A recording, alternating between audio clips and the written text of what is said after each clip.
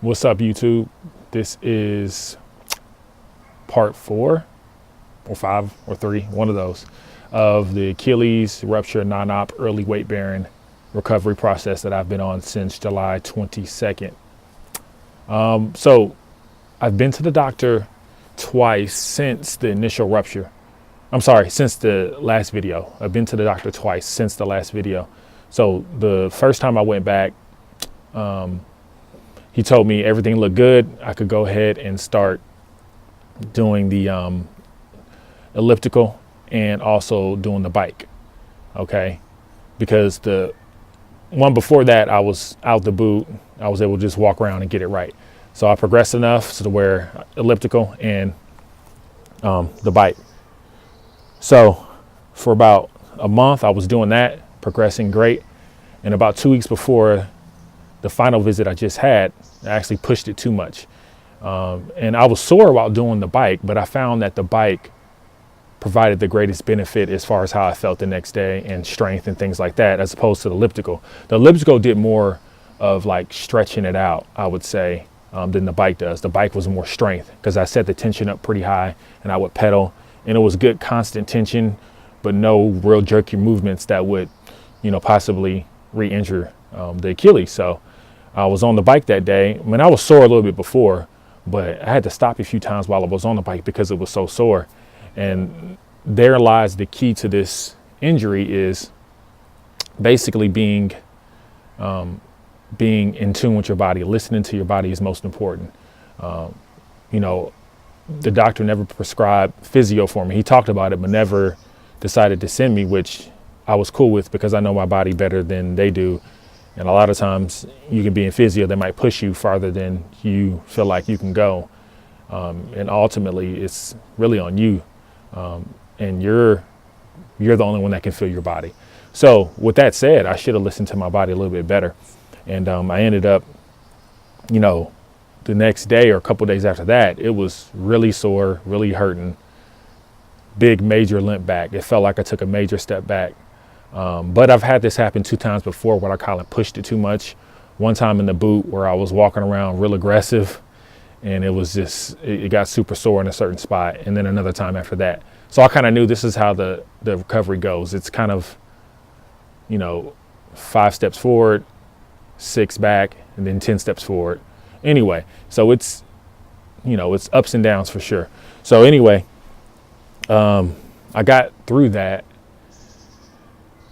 I had to take a break from any elliptical, any biking for about 2 weeks.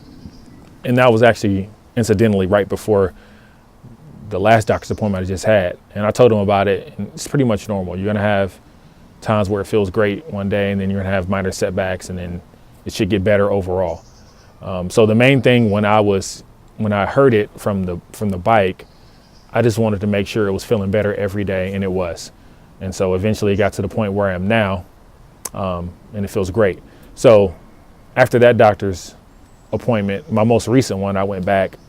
He told me I could start light jogging, no cutting, and then eventually straight line running, no jumping still, and I could actually stretch it out now. So I haven't really done any stretching because it's actually just walking around and doing everyday activities really stretches it out. I'll do that a little bit later. And now he basically cleared me for jogging, like I said, light sprinting, and calf raises, stuff like that. So I'm gonna start doing that. I actually haven't done anything since that initial issue I had on the bike, because I was just letting it get better. It's been so busy with the holidays, but I'll get back next week to back in the gym doing calf raises, light jogging, and I'll show some clips of me jogging to show you how strong it feels and how good it feels. And this is another thing. This is kind of a scary point where I'm at because it feels so good right now. I actually forget that I have an Achilles rupture and that I'm recovering from one actually, because I'll just make quick movements with my kids or move quickly to do that or jump out the car, and I forget because I don't feel it with every step like I used to. And you'll notice for the first 4 months, for me, I felt every step of the, you can feel it stretching a little bit or a little bit of uncomfort. You just know that it's not right. And I'm still not like 100% as far as strength, can't do a single calf raise. But other than that, I mean, it feels really good. I'm really fortunate to be in this position. And that goes back to, I feel like non-op is definitely the way to go if you have an injury that fits the specifications for non-op recovery, because there's no risk of infection.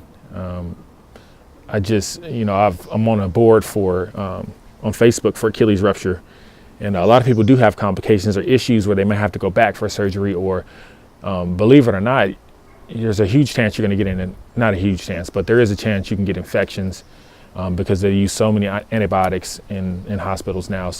And these are antibiotic resistant infections. So a lot of times people have to go back, or it doesn't heal, so they need cosmetic surgery and get a flap.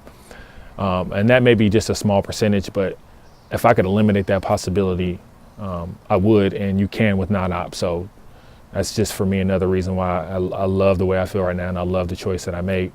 But hindsight, of course, is always 20/20, isn't it? So anyway, a good luck to all you fellow Achilles Rupture people out there. I'll try to update you guys in a month or two and let you know how it's going.